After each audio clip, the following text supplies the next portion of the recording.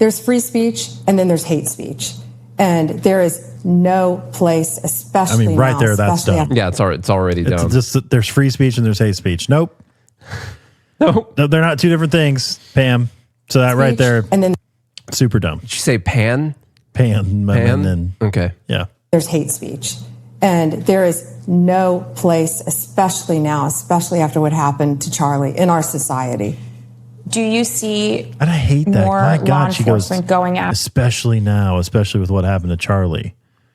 Yeah. You're using this tragedy to make your point. That's what people in power do, man. Disgusting whore.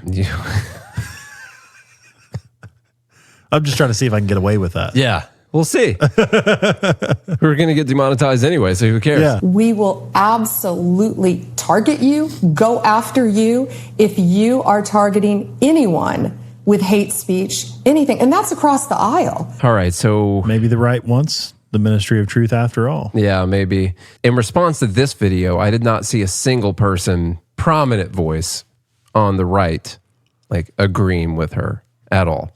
Now, I'm going to tell you the black pill.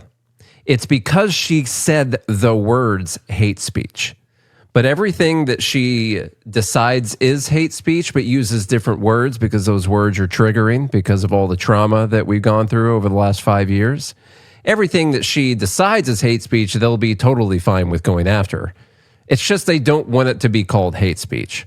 They want it to be called something else. I don't know what the name is, but hate speech is a triggering phrase. Anti-conservative speech. Yeah. So she comes out, she says, hate speech that crosses the line into threats of violence is not protected by the First Amendment. Yeah, no, that's not hate speech. That's threats of violence. That's threats of violence. Yes. Okay. It's a crime. For far too long, we've watched the radical left normalize threats, call for assassinations, and cheer on political violence. That era is over. Now, making threats, you can't do that. You can't actually call for things as long as it's not like direct incitement. Okay? Yeah. And people might not like that or whatever, but you can't. Yeah. That's not hate speech. Now, hypothetically, if I would be violating the law if I were to, call Nate. If I were to call Nate on the phone and say, hey, I'm going to kidnap you and I'm going to hold you for ransom. And once your mom gives me the millions of dollars she's holding, I'm going to murder you.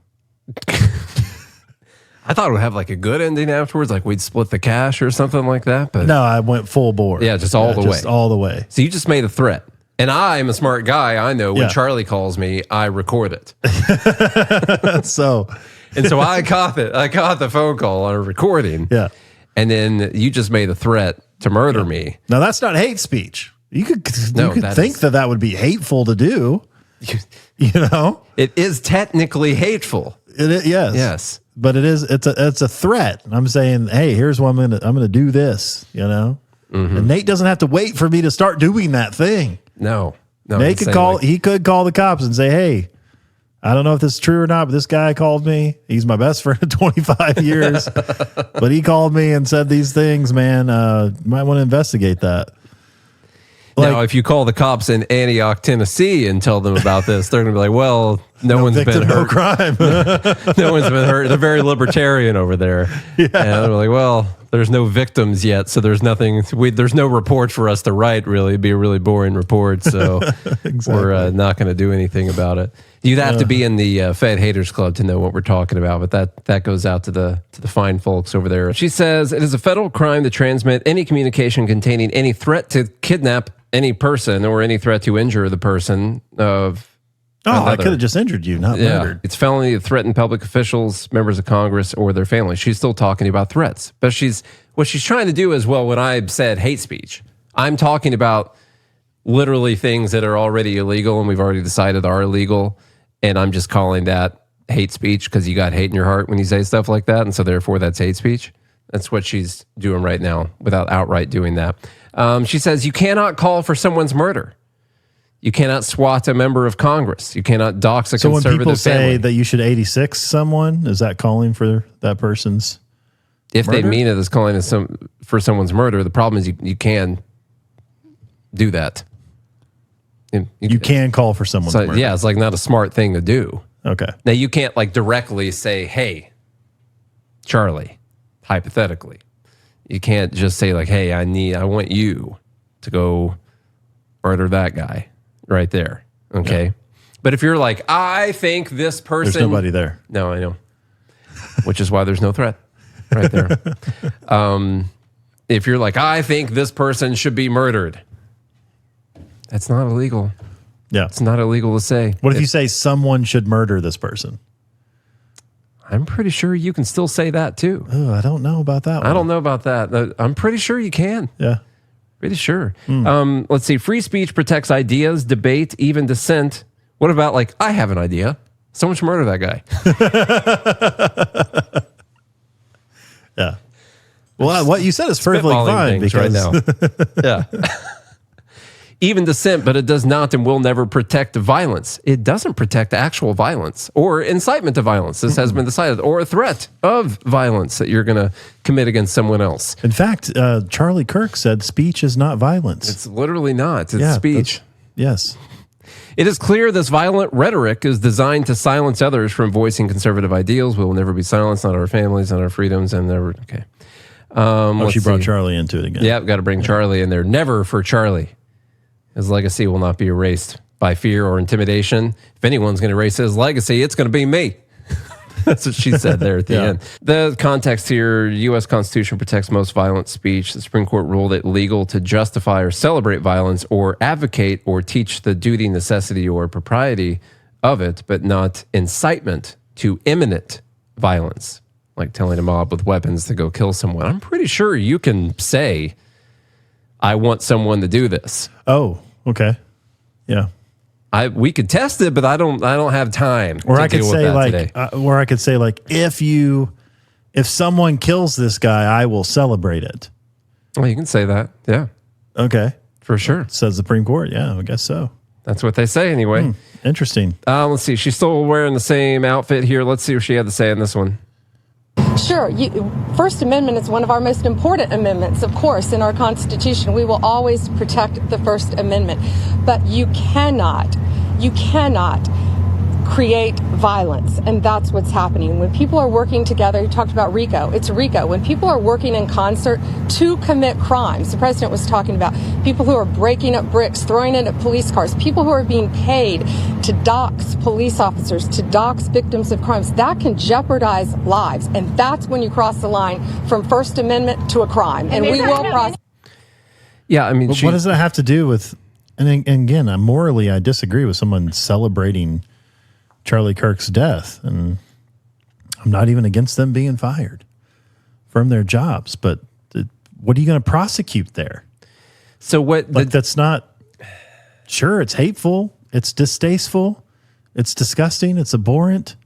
I morally disagree with people who say those things, but should they be in jail because of it? The dangerous part here, of course, is that if And hey, once again, like they tried to do this, like with Trump, and saying that he incited a riot on January 6th with his speech. Like literally under the things I've heard them say so far, Trump would be guilty of like hate speech or whatever it is that they want to call this thing. Yeah, even though he didn't tell people to go directly do this or whatever. Like literally telling a group of people and then they go do something. But he literally said that you should march to Washington peacefully and patriotically. He did say peacefully and patriotically, but he said, hey, you should go march. Well, he wanted the marching to be peaceful and patriotic, but when they got there, you got to burn stuff down. You know, they got to be. Then he said we got to fight this. Fight. Yeah. Fight. Them's fight. That's a fighting word if I ever heard it. Would you want an administration to put Trump in jail for his hate speech? We were against it then too. And it's just if any right winger commits some kind of act of violence against a lefty or whatever, like what are you going to do? Like go after TPUSA or whatever for like spreading this hate to that? You know, they're going to have to be more clear here. She had a bad day. I don't think she slept the night before. This is where after people's principles go awry, and it's our duty to explain to you how your principles should be sound. It doesn't matter who it is. Yeah, I mean, because hey, I'm 38 years old. I plan on living to at least 50, which means I got more time left where Trump is not the president than I have left when he is the president. Yep. Okay. And so I'm thinking past and looking Just at 50? the next government. Yeah, I don't know. We'll see. You don't want to set your sights too high. That way I'm surprised, you know. I make it past 50, you'll feel pretty good about that, you know. Your 51st birthday, I'll be Yeah. there and be like, we never thought we'd see this day. When it comes to life, you want to underpromise and overdeliver. Okay. On ages. This one she ends up talking about Office Depot, and there was this thing that happened where someone went to Office Depot to print off like a poster of Charlie Kirk for a vigil for Charlie Kirk, and some Office Depot employees like refused to print it off because it was like political or whatever. And Office Depot this is the bake the cake situation. It literally is the bake cake situation. They fired one of the people. The other two, there were 3 people there, I believe. They fired one. I don't know about the other 2 right now. Hey, I think that's an absolutely terrible thing for them to do. I think Office Depot does not have a policy where you can decide randomly and arbitrarily to refuse service to someone because they don't suit your political beliefs or anything. So I'm sure they violated Office Depot's code of conduct. I'm sure, like, you can't print a giant poster of porn or something. You know? And I'm sure they've got that in the policies. Policies, you know. And so I'm sure all the people there, or at least that person that refused it, already deserved to be fired. Absolutely. 100% agree with that. Also, if Office Depot wanted to decide that they were going to make this a company-wide policy and not print off posters of Charlie Kirk, then that's fine too.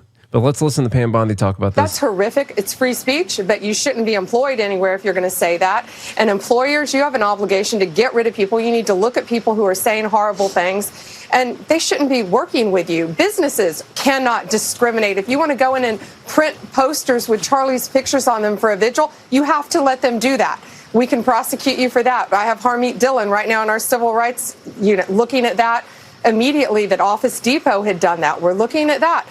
But Sean. So you should be forced to bake the cake then. Mm-hmm. That's what you're saying. Basically. That's a massive flip for Republicans here. And anyone on the right.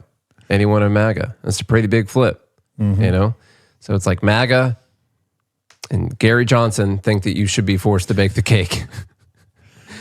Even though they thought that you shouldn't. This is the problem with...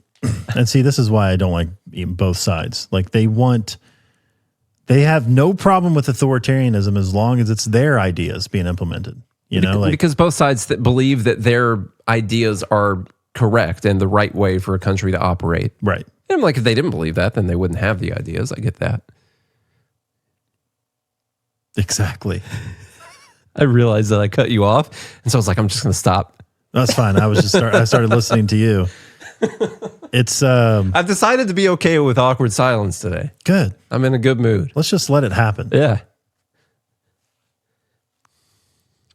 Okay, here is the last one. This is Trump and someone from Fox News. I don't watch it enough to know this person's name. There's a little thing in here that Trump says. This is only an 11-second clip. Just so you know, I found the entire segment. I listened to it. There's no additional context needed to this clip. Doesn't help at all. So they're talking about hate speech. She brings up Charlie Kirk. And you might hear what Trump says here at the end. Charlie said, that there was no such thing as hate speech. He obviously, no one anticipated what happened to Charlie. But you have always been. Now. So on the idea of that he might not be saying that now? Yeah. He's implying that he's dead. Well, first off, he's literally not saying that now, but then also he's implying that Charlie Kirk would have changed his mind on hate speech now that this happened to him. And so first off, it's one thing for everyone to be like, well, the last time I talked to Charlie, this is what he was telling me. And the last time I did it, this is what he was telling me. And then they're like, I don't think Charlie would have liked that. Look at these old X posts from him. And look at this video where he said this. It's another thing to decide for yourself that Charlie Kirk would now have changed his viewpoint on something to align with something your administration wants to do. Well, you might have. Yeah. I don't know. Okay. Pretty big fan of the administration. That's a really gross thing to do. Yeah. All right. And I think people who have good principles on things like something like hate speech or the Second Amendment or whatever, they're able to look past, well, what if something happened to me? Like, do you think Charlie Kirk changed his opinions on whether or not people should be allowed to own bolt-action rifles also from the grave? Right now? Like, no, I don't think that that's the case. I don't think that he thinks that we need to ban hate speech. He literally spent his time going around and talking to people that he disagreed with. Mm-hmm. And so the way that they're using this right now it's gone too far, in my opinion. It's at first, everyone's coming out and talking about how sad it is. And now it's blatantly obvious. Like, we are going to use this to achieve our policy goals. Mm-hmm. That's what we're getting right now. And it sickens me. Yeah. And this does happen emotionally to people. Like, I think about, okay, what's the worst thing that could happen in my life? Well, something could happen to my son. Let's say a school shooting. Not that I want that to happen, of course, to anyone, but I'm just hypothetically playing out the idea. Okay, what if that were to happen to my son? Would I now be in favor of banning guns? The answer to that, because I've played this scenario out in my head, is no.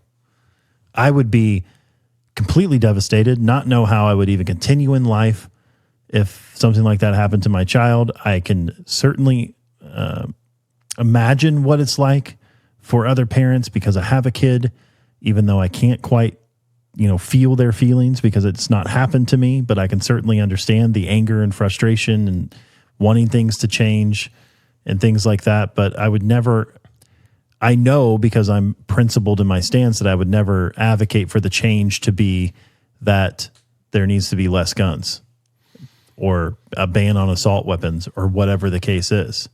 If this were to happen to my kid, what I would advocate for is stronger security at schools. Yeah. I would want more SROs, security resource officers, present in schools so this stopped happening. So you can't infer what someone would want from the grave unless they're sending their best. Yeah, they're sending their best. That's it. They're wishing you well. Exactly. You could definitely assume I'd that. want teachers to be allowed to carry. I would want more protection. You would want more long-term studies into SSRIs. You would want all sorts of things because I want teachers to be armed now. Because logically, there's not a law they're going to make that's going to prevent all the shootings. That's not going to happen. And also, that if they went down the line of blocking people from getting guns, how dangerous that would be for hundreds of millions of people in the future.